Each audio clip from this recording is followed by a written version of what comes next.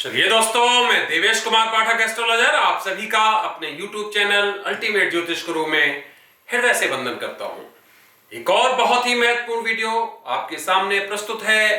जो यूक्रेन और रसिया के बीच में कन्फ्रंटेशन चल रहा है, उसी के बारे में आपको लगातार नए नए जानकारी, नए नए तथ्य दे रहा हूं। और उसी क्रम में आज एक और बहुत महत्वपूर्ण वीडियो मैं आपको देने जा रहा हूं कि भविष्य के गर्भ में क्या है और क्या परिस्थितियां हो सकती हैं इस युद्ध में। तो यही है Russia Ukraine conflict. What next, आगे की परिस्थितियां क्या रहेंगी, यही मैं आपको बताने जा रहा हूं। तो देखिए, जुड़े रहिए और हम आपको महत्वपूर्ण बताने जा रहे हैं।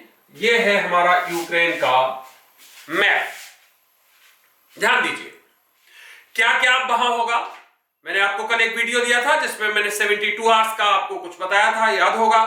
आज मैं आपको कुछ और बहुत ही महत्वपूर्ण तथ्य बताने जा रहा हूं और आप देखेंगे कि कुछ उसी तरह के घटनाक्रम आपके सामने आएंगे। तो चलिए, क्या क्या है वो। सबसे पहले तो दुख हमें यह हो रहा है कि यूक्रेन में हमारे देश के कई छात्र और कई प्रोफेशनल्स फंस गए हैं। अनफॉर्चुनेट है यह, जबकि मैं लगातार वार्निंग दे रहा था। मैंने लास्ट वार्निंग एक सप्ताह पहले भी दी थी, फिर मैंने 20 तारीख को भी दी थी कि आप लोग वहां से शिफ्ट हो जाओ, आप लोग निकल जाओ। कई व्यक्तिगत कॉल्स भी मेरे पास आए थे, मैसेजेस आए थे। अनफॉर्चुनेटली हम उनको समय से नहीं निकाल पाए। हम यही कहेंगे कहीं ना कहीं शायद ये जो हमारी कम्युनिकेटिव जो स्किल्स हैं उनमें कमी रह गई। इसीलिए मैं बार बार कहता हूं, जितने भी विदेश में लोग रह रहे हैं, किसी भी देश में रह रहे हैं, आपको याद होगा पीछे मैंने आपको मध्य एशिया के बारे में भी बताया था और मध्य एशिया से सैकड़ों लोगों ने मुझसे जो है कंसल्टेशन लिया था। मैंने उनको बताया था कि क्या क्या कालखंड है जिसमें आपको बच के रहना है, कब आपको जाना है, कब नहीं जाना है। इसी तरह से विदेश में जो भी लोग रह रहे हैं, इस चैनल से स्थायी रूप से जुड़ जाइए। अभी एकदम सब्सक्राइब कर लीजिए, क्योंकि यह आपकी जान बचाने के लिए भी चैनल है। मैं आपके हित के ही वीडियोस देता हूं और किसी पर्टिकुलर देश में जब कोई संकट आने वाला होता तो मैं पहले आपको बताता हूं। अभी मैंने थोड़े दिनों पहले वीडियो फिजी के बारे में दिया था कि वहां भूकंप दिखाई दे रहा है। आपने देखा होगा दूसरे या तीसरे दिन वहां भूकंप आ गया था। फिजी, न्यूजीलैंड और मैंने ऑस्ट्रेलिया के इन क्षेत्रों में बताया था, जिसमें इंडोनेशिया भी शामिल था।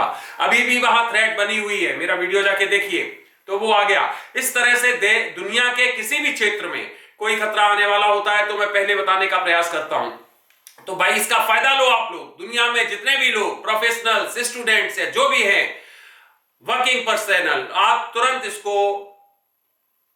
इस पर्टिकुलर चैनल को सब्सक्राइब कर लो और बेल आइकॉन भी पुश कर दो कि जिससे जैसे ही कोई यहां से वीडियो अपलोड हो आपको उसकी जानकारी मिल जाए। ये आपको बहुत महत्वपूर्ण हेल्प कर सकता है। अगर ये हमारी राय मान ली होती उस समय कई लोगों ने मानी है, अगर और मान ली होती तो शायद आज ये स्थिति नहीं हुई होती। खैर, जो भी हुआ, अब मैं समझता हूं कि कोई भी नहीं ऐसा रहेगा जो इस चैनल से ना जुड़े। आप चैनल से जुड़िए और देखते रहिए कि आखिर क्या परिस्थितियां भविष्य में होने वाली हैं। तो चलिए, जो मैं आपको यूक्रेन का, ये आप देख पा रहे हैं, ये यूक्रेन का मैप है। और जो अगले मैंने 72 घंटे आपको कल दिए थे, आज वो घट के 48 घंटे लगभग रह गए हैं। 48 से 50 घंटे मान लीजिए। कल इसी समय मैंने आपको वीडियो दिया था। आज 26 फरवरी 2022 है, 17:46 शाम को 5:46 का समय हो रहा है। और हमने कल आपको जो वीडियो दिया था वो भी लगभग इसी समय दिया था। तो अब 50 घंटे के लगभग समझ लीजिए। ये यूक्रेन है। यूक्रेन में आप देख सकते हैं ये महत्वपूर्ण जो इनका सिटी है, देख रहे हैं कीव, यही राजधानी है। यहीं पर इस समय सबसे ज्यादा संघर्ष की परिस्थितियां चल रही हैं। दिस वन आप देख सकते हो, ये पूरा यूक्रेन है। इसके इधर बेलारूस दिख रहा होगा आपको, इधर आपको जो है अलग अलग देश दिख रहे होंगे। ये क्राइमिया है जहां पर रूस का अधिकार है। इसी तरह से ये मोल्डोवा है। अलग अलग यहां आप देख पा रहे होंगे अलग अलग देश हैं। तो ये जो यूक्रेन में इस समय ये यहां पे चल रहा है कीव में, इसके बारे में मैं आपको बता रहा हूं, बल्कि आप एज ए होल भी ले सकते हो उसको, जो मैं आगे बताने वाला हूं। कीव इसलिए बता रहा हूं क्योंकि ये इसकी कैपिटल है और सबसे महत्वपूर्ण सिटी है यहां की, यूक्रेन की। अगले 48 से 50 घंटे में यहां पर बहुत इंटेंस, बहुत ही सघन आक्रमण होंगे, बहुत ज्यादा बम्बार्डमेंट होगा, बमबारी बहुत होगी, लोग बहुत हताहत होंगे। अगले 48 से 50 घंटे में मुझे यह दिखाई दे रहा है कि इस क्षेत्र का मैक्सिमम हिस्सा रूस के अधिकार में होगा। यहां से मुझे कुछ महत्वपूर्ण जो पॉसिबिलिटीज दिखाई दे रही हैं वो ये दिखाई दे रही हैं, या तो यहां से कोई बहुत बड़ा सेनापति, कोई बड़े रैंक का सरेंडर कर सकता है अपनी टुकड़ी के साथ, या राष्ट्रपति को खुद ही अपदस्थ किया जा सकता है और किसी और को पद दिया जा सकता है रूस के द्वारा, उन्हें सरेंडर कराया जा सकता है। वो फ्ली भी कर सकते हैं, दबाव में आके, भले ही अभी कह रहे हैं मैं कहीं नहीं जाऊंगा, मैं यहीं पे हूं, वो देश छोड़ के भी जा सकते हैं। इसका मतलब है अगले 48 से 50 घंटे बहुत ही खतरनाक हैं इस पर्टिकुलर लड़ाई के लिए। रूस चाहेगा कि इस लड़ाई को जल्द से जल्द समाप्त किया जाए। पूरा हमारा यह है, महत्वपूर्ण पॉइंट नोट करिए।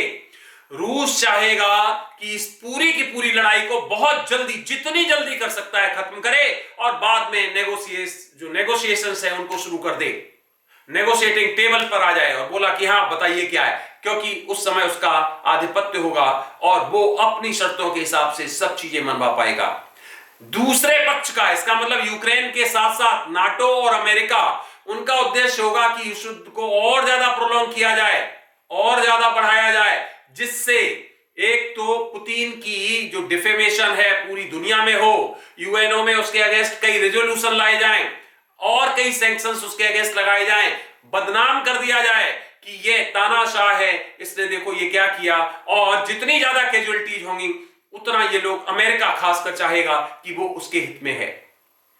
तो दोनों तरफ एकदम अलग तरह डिस्टिंक्टिव जो है इच्छाएं हैं, एक कुछ चाह रहा है, दूसरा कुछ चाह रहा है। तो मैंने जो और महत्वपूर्ण इसके पॉइंट निकाले हैं वो मैं आपको एक एक करके बताता हूं। 2 पॉइंट मैंने कवर कर दिए, 48 से 50 घंटे वाला पहला, और दूसरा कोई मिलिट्री पर्सनल बहुत बड़ा, या खुद एक बहुत बड़ा जो एक पार्ट होता है टॉप ऑफिशियल्स का, उसमें से कोई सरेंडर कर सकता है और रूस के अधीन आ सकता है। अगला पॉइंट मास डिस्ट्रक्शन लिखा हुआ है। इसका मतलब है कि जो अटैक होगा विद फुल माइट, पूरी शक्ति के साथ यहां रूस अटैक करेगा, जिसमें कि बहुत बड़ी मात्रा में नुकसान होता दिखाई दे रहा है। सैनिक इंस्टॉलेशन के साथ साथ संचार तंत्र है और साथ ही साथ जो और एनर्जी के स्रोत हैं, चाहे वो हमारे पावर स्टेशंस हैं और चाहे आम लोग हैं, चाहे सैनिक हैं, बड़ी संख्या में हताहत होना दिखाई दे रहा है। अगला पॉइंट वो भी मैं बता चुका हूं कि रशिया इसको चाहता है जल्दी से जल्दी समाप्त करे, बाकी अपोजिट पार्टी चाहेंगे कि ये जितना विलंब हो सके, जितना लंबा युद्ध खिंचे उतना अच्छा है। उसका कारण बहुत ही महत्वपूर्ण बताने वाला हूं, ऐसा क्यों चाहते हैं वो, बहुत ही महत्वपूर्ण कारण अभी बताऊंगा। अगला पॉइंट यह है कि जो मैं अगला पॉइंट बताने जा रहा हूं वो ही बहुत महत्वपूर्ण है, और वो क्या है, वो ये है कोई फिक्टिशियस अटैक, फैब्रिकेटेड अटैक किसी नाटो देश के ऊपर, किसी नाटो प्रॉपर्टी के ऊपर, किसी नाटो शिप के ऊपर, किसी नाटो किसी भी एसेट्स के ऊपर कर दिया जाए। किसके द्वारा? स्वयं के द्वारा। इसी को फिक्टिशियस कहते हैं, फैब्रिकेटेड कहते हैं, जो होता नहीं है, बताया जाता है कि रूस ने कर दिया। क्यों? क्योंकि वो नाटो को शामिल करना चाहते हैं इस युद्ध में, लेकिन यूक्रेन के नाम पर नहीं करना चाहते हैं। वो चाहते हैं कि नाटो के किसी देश के अगेंस्ट कुछ हो और तब वो सब शामिल हो जाए। तो ये एक बहुत बड़ी दुष्चक्र है, आज नोट कर लीजिए, टाइम बता चुका हूं आपको मैं, ये आपको 17:51 पर ये भविष्यवाणी दे रहा हूं मैं, 26/2/2022 को सायंकाल 17:51 पर 5:51 पर नोट कर लीजिए कि वो अपना पूरा जाल बिछा रहे हैं, नाटो कंट्रीज इंक्लूडिंग अमेरिका पूरा जाल बिछा रहे हैं। वो भी शांत नहीं बैठे, रूस को घेरने का पूरा उन्होंने कुचक्र रच रखा है और वो कोई ऐसा प्रतिघात करवाएंगे कि जिससे यह होगा कि देखो इन्होंने हमारे नाटो कंट्री पर किसी पर हमला कर दिया और वहीं से ये युद्ध जो है वो एकदम बढ़ जाएगा। इसका मतलब फिर उनको मौका मिल जाएगा दुनिया से ये कहने का कि देखो इन्होंने हमें भी नहीं छोड़ा और इनकी जो एक्सपेंशन है उसकी नीति बढ़ती चली जा रही है, हमारे नाटो कंट्री के ऊपर भी इन्होंने आक्रमण किया है। तो बहुत बड़ी परिस्थिति है, ध्यान रखिए। और इसमें परिस्थिति में पूरा होना बहुत ज्यादा टाइम नहीं है। 2 मार्च मैं बता चुका हूं आपको, 2 मार्च और इसके आसपास आप देखेंगे इस तरह की परिस्थितियां अभी हो सकती हैं, आज रात को हो सकती हैं। मैं केवल यह बताना चाहता हूं कि 2 मार्च तक ऐसा हो सकता है, परिस्थितियां ऐसी होंगी कि किसी पर फैब्रिकेटेड एक आक्रमण कराया जाएगा और तब ये लोग, क्योंकि ये रूस को ऐसे वापस नहीं आने देना चाहेंगे, रूस को ऐसे नहीं निकलना देना चाहेंगे, ये जरूर उसको लपेटेंगे और ऐसे लपेटेंगे कि इंटरनेशनली उसको बदनाम भी करें, सैंक्शन भी लगाएं, आर्थिक रूप से उसकी पूरी स्पाइनल कॉर्ड जिसको कहते हो, जो हमारी आज तक अर्थ जो है, जो धन है वो हमारा स्पाइनल होता है, उसको तोड़ना चाहते हैं और उसको बदनाम भी करना चाहते हैं दुनिया में। तो ये बहुत बड़ी आपको मैं आज भविष्यवाणी दे रहा हूं और ये होगा, ध्यान रखिए, ये होगा। ये युद्ध आप मत समझिए 2 या 4 दिन में समाप्त हो जाएगा। भले ही ये रूस एक तरफ से कह दे कि हमने युद्ध विराम कर दिया, नहीं होगा, क्योंकि इसको बढ़ाया जाएगा। अभी उसको और हथियार दिए जाएंगे, यूक्रेन को लड़ाया जाएगा, उसको उत्साहित किया जाएगा। भले ही वो डिस्करेज है इस समय, लेकिन उसको और उत्साहित किया जाएगा, अच्छे अच्छे हथियार दिए जाएंगे, उसको आर्थिक सहायता दी जाएगी। किस लिए? युद्ध को बढ़ाओ और फ्यूरियस करो। और इस तरह से ये लोग जो एक दुष्चक्र पीछे चला रहे हैं, ये बहुत ही खतरनाक है, ध्यान रखिए आप। क्योंकि रूस ने तो अपना पूरा काफी दिनों से करके और तब यूक्रेन पर आक्रमण किया था, ठीक यही स्ट्रेटजी अब नाटो और अमेरिका करने जा रहा है। तो इसलिए अगर आपकी गलतफहमी है कि कोई भी नहीं आ रहा, ये लोग डर गए, कुछ नहीं, ऐसा नहीं है। ये जरूर अपनी पूरी प्लानिंग कर रहे हैं और ये प्लानिंग आपको बहुत जल्दी समझ में आएगी जब ये इस तरह से फैब्रिकेटेड कुछ आक्रमण करवाएंगे। अगला पॉइंट, अगला ये है कि ये जो भी हो रहा है, this is actually the beginning of American decline. मैं आपको वीडियो दे चुका हूं, याद होगा 2019 में जब ये इलेक्शंस हुए थे, तो आप अमेरिका में राष्ट्रपति के और ट्रंप के जगह पर जो बाइडेन आए थे 19 में 20 में, मार्च का महीना था, कौन सा जनवरी था, मुझे एग्जैक्टली टाइम याद नहीं है। जब भी इनका ट्रांजिशन हुआ था तब मैंने बताया था कि अमेरिका के लिए कालखंड बहुत बुरा रहने वाला है, खासकर फॉरेन पॉलिसी के लिए। दुनिया में इनकी थू होगी और इनका डिक्लाइन होगा और आर्थिक रूप से, आर्थिक मोर्चे पर भी ये नीचे जाएंगे। आप देख रहे होंगे परिस्थितियां वही बन रही हैं। तो अमेरिका भले ही समझ रहा हो कि हमने इनको दोनों को लड़वा के बहुत बड़ा काम कर लिया और पीछे हम हट गए, आज हम तमाशा देख रहे हैं दूर से, लेकिन ये होगा नहीं, अच्छा नहीं है। दुनिया अविश्वास की दृष्टि से अब अमेरिका को देखेगी, एक स्वार्थी राष्ट्र की तरह देखेगी, जो कि पहले भी देखती थी, लेकिन अब और ज्यादा उस पर स्टैंप लग जाएगी। और ये अमेरिकन डिक्लाइन का एक और महत्वपूर्ण उदाहरण आपको सामने दिखाई देगा, जिसमें कि अमेरिका पे विश्वास करने वाले लोगों में कमी आएगी। ध्यान रखिए कि ये नैरेटिव्स जो है लगातार बन रहे हैं और इसमें आप थर्ड पार्टी को भी मत भुला दीजिए। थर्ड पार्टी की तरफ से भी कोई युद्ध भड़काया जा सकता है, जिसमें मध्य एशिया के देश हैं, वो भी निश्चित तौर पे मान के चलिए, और चाइना, वियतनाम उधर। तो इसका मतलब क्या है कि एक बहुत बड़ा, जिसको कहते हो गोटियां बिछाना, जिसको कहते हो, वो किया जा रहा है, शतरंज का खेल जिसको कहते हो, वो पूरी की पूरी स्ट्रेटेजीज बनाई जा रही हैं रूस को फंसाने के लिए और जो भी अलाइड है उनको फंसाने के लिए। तो ध्यान रखिए, ये ऐसी घटनाएं आपको सामने आएंगी। अब मीडिया से भी आपको विशेष बात समझो, पूरी रिलायबल घटनाएं नहीं मिल पाएंगी, क्योंकि मीडिया भी कई भागों में बटी हुई है। तो जो उधर की मीडिया है, अमेरिकन प्रो या नाटो प्रो, वो उस तरह के न्यूज देगी, तो आपके पास जो न्यूज आएंगे जरूरी नहीं कि वो सही हो इसी तरह से, क्योंकि उनको फैब्रिकेट किया जाएगा इस तरह की। तो ये फ्रेंड्स मैंने पूरा देखा है कि हमें मास डिस्ट्रक्शन दिखाई दे रहा है और बड़ी संख्या में वहां लोग हताहत होते दिखाई दे रहे हैं।